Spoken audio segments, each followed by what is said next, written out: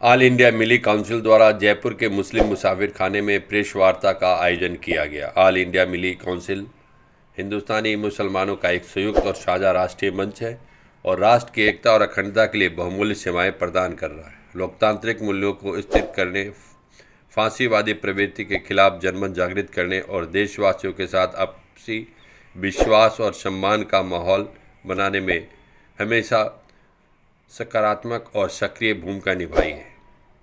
इसकी गतिविधियां देश के सभी प्रदेश, शहरों और गांवों में चल रही है।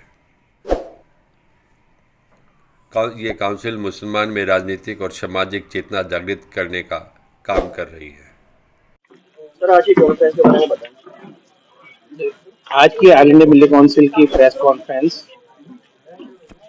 सरकार को और आने वाली सरकार को मुसलमानों की जो डिमांडें हैं उसको तैयार कर कर पेश किया जा रहा है मीडिया के थ्रू। आपको मैं बताना चाहूंगा कि मिली काउंसिल की मुल्क के दानिश्वर लोगों के साथ एक मीटिंग पहले बेंगलोर में हुई और उसके बाद बॉम्बे के अंदर हुई, जहां पर सारी चीजों पर मंथन किया गया, गौर व फिक्र किया गया और गौर व फिक्र करने के बाद मुसलमानों की क्या क्या समस्याएं हैं, क्या क्या मांगे हैं, उन सबको एक जगह जमा किया गया और जमा कर कर अब इन डिमांडों को सरकार तक या आने वाली सरकार तक या सारी राजनीतिक पार्टियों तक पहुंचाने का एक लक्ष्य रखा है। इसके उद्देश्य से आज ये प्रेस कॉन्फ्रेंस रखी गई है। हमारा उद्देश्य ये है कि सरकार को ये मालूम होना चाहिए या आने वाली सरकारों को ये मालूम होना चाहिए या सारी राजनीतिक पार्टियों को ये मालूम होना चाहिए कि मुसलमानों की क्या क्या समस्याएं हैं। उन सारी समस्याओं को यकजा कर कर ये घोषणा पत्र तैयार किया गया है जो आपको पेश किया गया है। तो डिमांडें बहुत सारी हैं। सबसे बड़ी डिमांड तो हमारी है कि मुसलमानों के बारे में सारी सरकारें सोचती हैं लेकिन अमल नहीं करती। मसलन पहले वाले बजट के अंदर जो बजट एलोकेशन हुआ माइनॉरिटीज के लिए, वो बजट खर्च ही नहीं हुआ। 2609 करोड़ रुपया बजट के अंदर माइनॉरिटी के लिए एलोकेशन हुआ और आज तक अभी तक उसमें से सिर्फ 364 करोड़ रुपए खर्च हुआ। ये अखबार की रिपोर्ट, ये रिपोर्ट।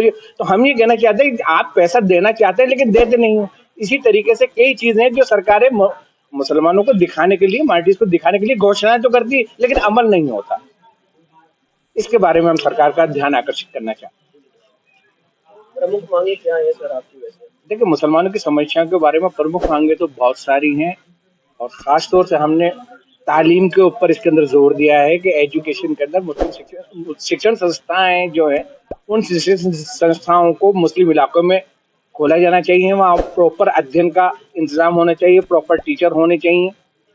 इसी प्रकार से जो गरीब बच्चे, क्योंकि माइनॉरिटी आजकल तालीम में, एजुकेशन में खर्चा बहुत आता है। पहले सरकार ने स्कॉलरशिप की घोषणाएं कर रखी थी, वो स्कॉलरशिप अब बंद हो गई है। तो हमारी ये भी मांग है कि बच्चों को पढ़ने के लिए पैसे की भी जरूरत होती है, उस पैसे का भी इंतजाम किया जाए। तालीम के साथ साथ हमारी वक्फ प्रॉपर्टियां हैं जो हिंदुस्तान के अंदर बिखरी पड़ी हैं, उसका रख रखाव किया जाए। वक्फ बोर्ड है, कई जगह वक्फ बोर्ड में तब्दीली की बात हो रही है, या वक्फ बोर्ड प्रॉपर तरीके से काम नहीं कर रहा है, या वक्फ बोर्ड के अंदर अभी नॉमिनेशन नहीं हुआ है। तो ऐसी जो प्रॉब्लम्स हैं सरकार की, जो माइनॉरिटीज के लिए होना चाहिए और जिसमें रुकावटें आ रही हैं, वो दूर। सर, अगर हम राजस्थान की बात करें, अगर वक्फ बोर्ड को लेकर क्या कमियां नजर आ रही है आपको? पिछले जो कार्यकाल रहा जो चेयरमैन है। देखिए, मैं पर्टिकुलर किसी के बारे में बात नहीं करना चाहता, लेकिन आप वक्फ बोर्ड के अंदर, वक्फ बोर्ड के बारे में पूरी हिंदुस्तान के अंदर जो वक्फ जायदादों के साथ खिलवाड़ हो रहा है उसकी बात करें। हमारा ये घोषणा पत्र बना ना, वो खाली राजस्थान की नहीं थी।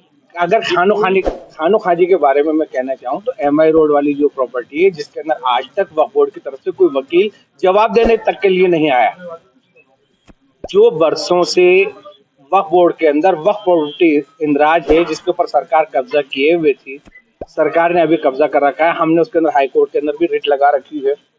तो जो प्रॉपर तरीके से सरकार का डिपार्टमेंट वक्फ बोर्ड उसमें काम करना चाहिए, वो चीज नहीं हो रही। तो ये अकेले राजस्थान की बात नहीं है, मैं कह रहा हूँ हिंदुस्तान के अंदर हर राज्य के अंदर ऐसा हो रहा है कि मुसलमानों की तरफ ध्यान आकर्षित सरकारें नहीं करती है, सिर्फ वोट लेना जानती है लेकिन उनका काम करना नहीं जानती। सर, अगर जयपुर शहर को देखा जाए, खासकर जयपुर शहर में जो पहाड़ी से लगता जो एरिया है, वहाँ सबसे बड़ा नशे का कारोबार सबसे बड़ा देखने को मिल रहा है। तो इस पर आप इस तरीके से क्या? देखिए सर, बहुत अच्छी बात उठाई है आपने। ये नशों का कारोबार और सरकार की देखरेख में हो रहा होगा। सरकार के पास इंटेलिजेंसी है, सरकार के पास पुलिस है, सरकार के पास थाने हैं, सरकार के पास नफरी हैं। ये अगर ऐसी, मैं खाली मुस्लिम्स की बात नहीं कर रहा, और भी अगर कहीं फैल रही है जो गलत चीजें हैं, सरकार का जो कर्तव्य है सही तरीके से उस कर्तव्य को निभाएं। हाँ, हमारी मिली काउंसिल ऐसे मुस्लिम ऑर्गेनाइजेशन होने के नाते हम लोग अवेयरनेस का काम करते हैं, हम लोग अवेयरनेस भी कर रहे हैं और मोहल्ले में जाके लोगों को समझा भी रहे हैं, मदरसों में जाके समझा रहे हैं कि जो चीज गलत है गलत है। तो सरकार को अपना कर्तव्य निभाना चाहिए इसके अंदर। नशा रोकने की जिम्मेदारी किसी मुस्लिम ऑर्गेनाइजेशन की नहीं है, नशे रोकने की जिम्मेदारी सरकार की होती है। सरकार इसके ऊपर ध्यान दे और सरकार इस चीज पर